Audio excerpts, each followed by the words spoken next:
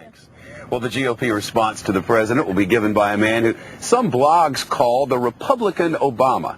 He's the Louisiana governor, Bobby Jindal. He's already been talked about as a possible presidential contender himself someday, and tonight's speech could make him an even bigger star on the national stage. Bobby Jindal is, as I mentioned, but 37 years old. Still, he's already made a little history of his own. Tremendously excited and exceedingly optimistic about the opportunity to make real change and to turn our state around. Louisiana elected Bobby Jindal its governor in 2007, making him the first Indian-American governor in all the nation.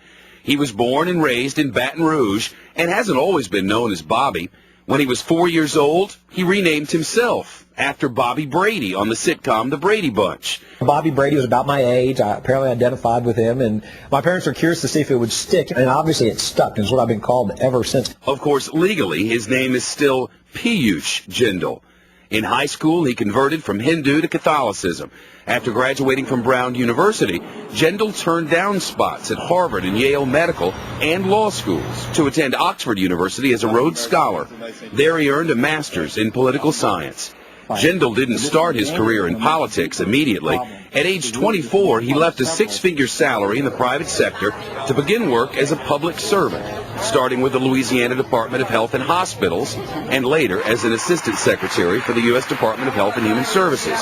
That was under President George W. Bush. Jindal resigned in 2003 to run for governor of Louisiana.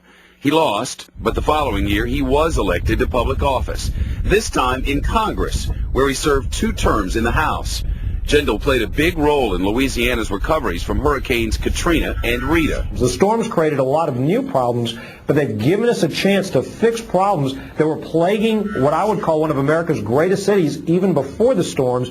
Let's be bold. Let's make some real changes. During the 2008 presidential election, the married father of 3 met with Republican presidential candidate John McCain, adding to talk that the governor might be the VP pick. I'll tell you now, I don't think it's going to be offered to me. I've got the job that I want. A job that kept him away from last year's Republican National Convention.